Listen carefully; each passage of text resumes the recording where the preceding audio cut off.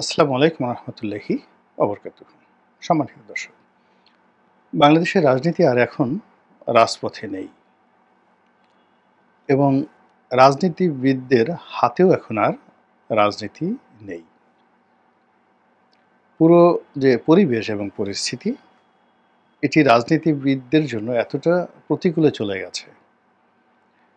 এখন কেউ যদি বলে যে আমি রাজনীতি করি, যদি আওয়ামী লীগ হয় তারা বলবে যে এরা তো স্বৈরাচারের দোসর হবে না।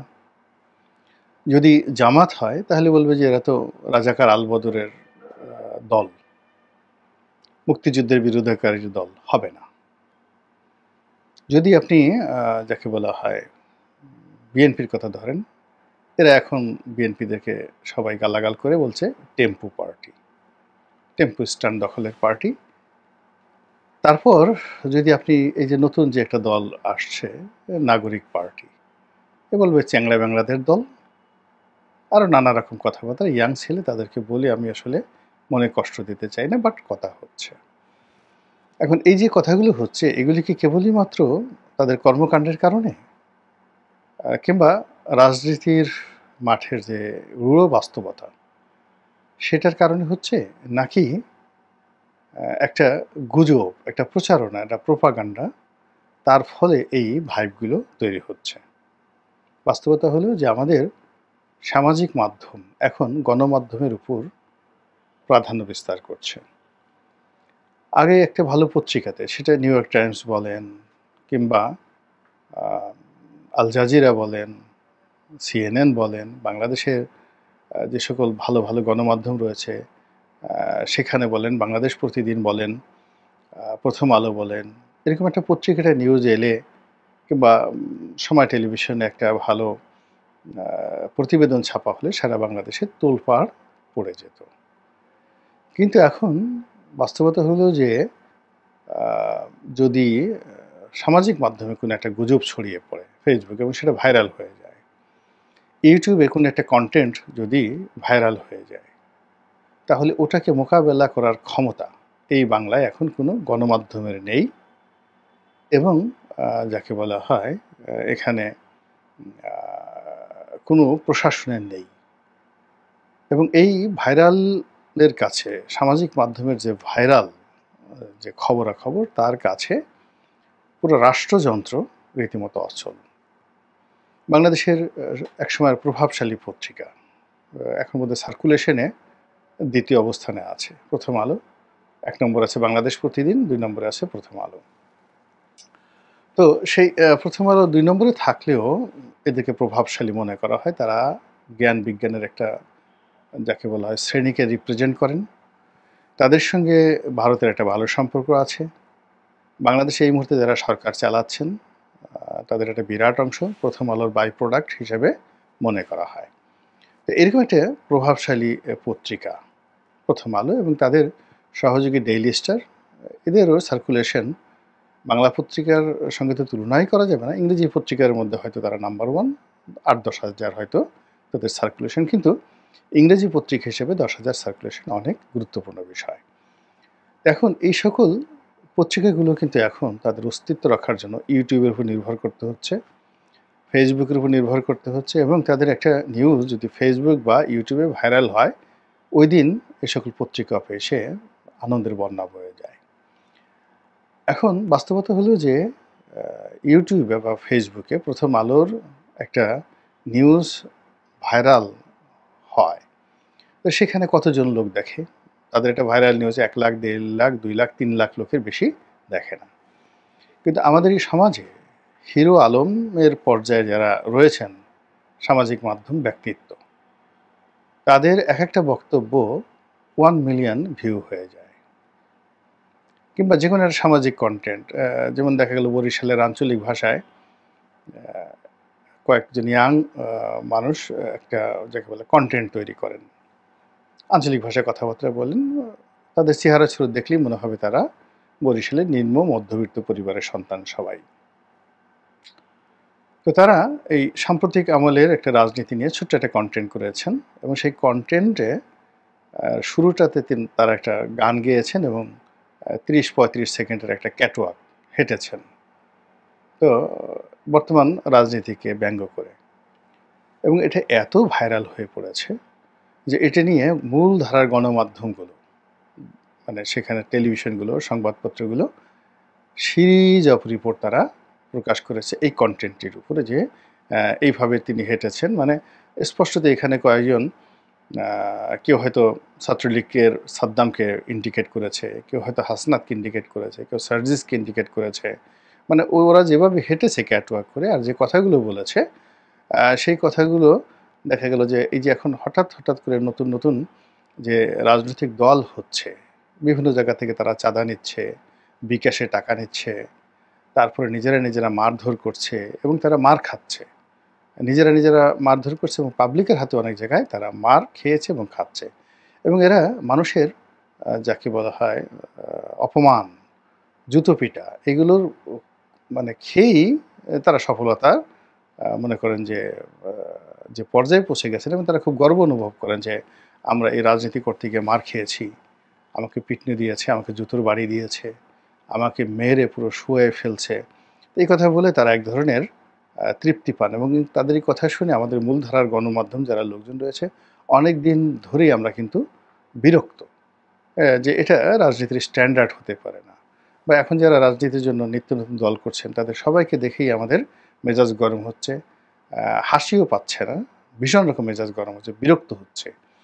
তো সেই বিরক্তিটি আমরা কেউ মানে মূলধারার গণমাধ্যমে লিখেছি কিন্তু তুলে ধরতে পারিনি বা লোকজন অ্যাকসেপ্ট করেনি।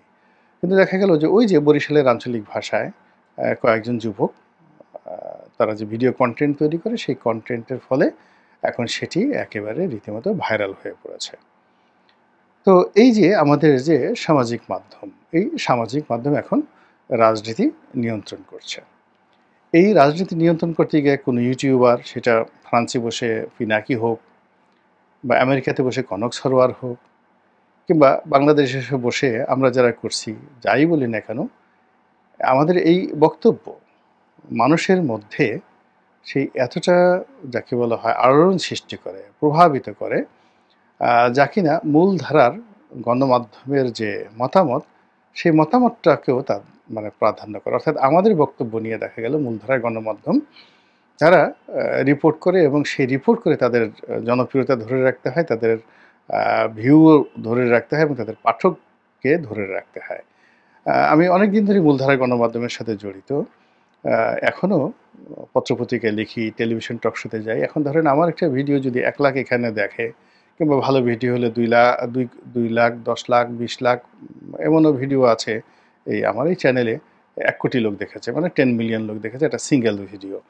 তো ওই যে নাজমার সাথে একটা ভিডিও করেছিলাম, টক শো করেছিলাম, সেটার একটা চ্যানেল আমার এই চ্যানেলে আছে, যে জিয়াউর রহমানের বংশ পরিচয় পেয়ে তেলে বেগুনে জ্বলে উঠলেন এমপি নাজমা। বা সাবেক যে স্বাস্থ্যমন্ত্রী ছিল ডক্টর মুরাদ হাসান, তার সঙ্গে একটা শো করেছিলাম, সেটাও এখানে প্রায় 70-80 লাখ লোক এই আমার এই চ্যানেলে সেখানে দেখেছে। এরকম যে আমাদের সামাজিক মাধ্যম থেকে আমরা যে রাজনীতির সংজ্ঞা দেই, ভাইব তৈরি করি, কাউকে যদি কেউ একটা গালি দেয়, কাউকে যদি কেউ একটা ইন্ডিকেশন করে, কিংবা দেখা গেল যে এখন খুব বাজে একটা শব্দ ব্যবহার করে, অঙ্গভঙ্গি করে কাউকে যদি এখানে হেয় করা হয়, ওটা যেমন তার রাজনীতির ক্যারিয়ারের জন্য একটা সমস্যা হয়ে পড়ে। আবার এখান থেকে যদি কাউকে প্রমোট করা হয়, কাউকে নিয়ে যাকে বলা হয় প্রশংসা করা হয়, কারো পক্ষে কথাবার্তা বলা হয়, ওটা নিয়ে কিন্তু একটা নির্ধারণ যাকে বলা হয় জনমত তৈরি করা হয়, এবং সেই জনমতটাই এখন বাংলাদেশের রাজনীতিটাকে নিয়ন্ত্রণ করছে। এবং এই জনমতে একটা যাকে বলা হয় ইউটিউবারদের একটা বিরাট অংশ, সোশ্যাল মাধ্যমের একটা বিরাট অংশ, তারা প্রচার করছে যে সামনে পার্লামেন্টারি ফর্ম অফ গভর্নমেন্টের পরিবর্তে রাষ্ট্রপতি শাসিত সরকার ব্যবস্থা হবে, এবং সর্বময় ক্ষমতা জিয়াউর রহমান সাহেব যেভাবে ভোগ করেছেন, এরশাদ সাহেব যেভাবে ভোগ করেছেন, বা বাকশাল জামানাতে বঙ্গবন্ধুর হাতে যে ক্ষমতা ছিল প্রেসিডেন্ট হিসেবে, ঠিক একই ক্ষমতা দিয়ে ডক্টর মোহাম্মদ ইউনূসকে রাষ্ট্রপতি বানানো হোক। আর সেই রাষ্ট্রপতির অধীনে একটা সংসদ থাকবে, এরশাদের জামানাতে যেভাবে 1986 সালে ছিল, 1988 সনে ছিল। তো এরকম একটা পার্লামেন্ট হবে, সেই পার্লামেন্টের প্রধানমন্ত্রী হবেন তারেক রহমান সাহেব। আর যাকে বলা হয় ভাইস প্রেসিডেন্ট যে পদ বাংলাদেশে ছিল, কোনো কারণে রাষ্ট্রপতির যদি কোনো অসুস্থ বোধ করেন তাহলে তো তাকে একটা দায়িত্ব দিতে হবে। তাহলে এখন বর্তমান নিয়ম অনুযায়ী স্পিকারকে এই দায়িত্বটা দেওয়া হয়। কিন্তু যেহেতু বাংলাদেশে একটা রাষ্ট্রপতি শাসিত সরকারের দিকে যদি চলে যায়, সেখানে ডক্টর মোহাম্মদ ইউনূসের গুরুত্ব অত্যন্ত তাৎপর্যপূর্ণ। তো সেক্ষেত্রে তারেক রহমান সাহেবের চাইতেও একজন বয়স্ক লোক, গুরুত্বপূর্ণ লোক, জ্ঞানী লোক, গুণী লোক এই মিডিয়া তৈরি করে ফেলেছে। আর তিনি হলেন ডাক্তার শফিকুর রহমান, মানে আমিরুজ্জামান। অতএব তাকে ভাইস প্রেসিডেন্ট বানানো হোক। এইভাবে সামাজিক মাধ্যমে একটা ভাইব তোলা হচ্ছে। আর এই ভাইবের কারণে, এই প্রচারের কারণে, প্রোপাগান্ডার কারণে মানুষের যে মন এবং মানসিকতা ঠিক এই ৩ টি নামের দিকে যাচ্ছে। এবং আমি দেখলাম যে ১ম যখন এই বক্তব্যটি শুরু হলো বা এই ধরনের কথাবার্তা সামাজিক মাধ্যমে বলা হলো, তখন আমি বিরক্ত হলাম। সাংগতিক কারণে যে এখানে পার্লামেন্টারি ফর্ম অফ গভর্নমেন্ট হচ্ছে। তো পার্লামেন্টারি ফর্ম অফ গভর্নমেন্টে একজন সংসদ সদস্যের চেয়ে ক্ষমতাধর কেউ নাই। প্রধানমন্ত্রী, মন্ত্রী, এমপি এরা সবাই একই ক্যাটাগরির। আর যখন প্রেসিডেন্সিয়াল ফর্ম অফ গভর্নমেন্ট হবেন, তখন একজন সংসদ সদস্যের মধ্যে আর একজন ইউনিয়ন পরিষদের চেয়ারম্যানের মধ্যে খুব বেশি পার্থক্য নাই, খালি নামের পার্থক্য হবে। ফলে ওই জন্য হয়তো কেউ তখন এমপি হতে চাইবে না। তাদেরকে কোনো একটা ডিসিটিউনও পাত্তা দেওয়ার কোনো প্রয়োজনই নাই, যাই দেওয়া হোক না কেন পদ পদবি। এরকম একটা যখন পরিবর্তন দিকে যাচ্ছি, আমি খুব বিরক্ত হলাম। কিন্তু ইদানিং যেটা দেখছি যে এইটা সামাজিক মাধ্যমে রীতিমতো ভাইরাল হয়ে পড়েছে। এখন এটা নিয়ে যারা মানে এই সামাজিক মাধ্যমে যারা এখন ভাইব তৈরি করেন এবং জনমত তৈরি করেন এবং বিভিন্ন লোককে উঠানোর জন্য বা নামানোর জন্য যারা নিয়ামক হিসেবে কাজ করেন, তারা এখন এই জিনিসটিকে ওন করলেই হয়ে যায় এবং ওন করবেন তারা। কয়েকদিন পরেই তারা এই কথাগুলো বলবেন। বিকজ অনেক কিছুই তো বাংলাদেশে ম্যাটিকুলাসলি চলছে। আর এইভাবে যদি প্রচারণাটা চলতে থাকে, তাহলে নির্বাচন কোথায় যাবে? নির্বাসনে? তারপর বিএনপির অবস্থা কী হবে? এরপর আওয়ামী লীগ তো নেই। এবং বাংলাদেশ কি আমরা একটা নতুন জমানায় প্রবেশ করব? সেটি কি আমাদের জন্য ভালো হবে না মন্দ হবে? এটা সময় বলে দেবে। মহান আল্লাহ আমাদের সবাইকে হেদায়েত দান করুন এবং হেফাজত করুন। আসসালামু আলাইকুম ওয়া রাহমাতুল্লাহি ওয়া বারাকাতুহু।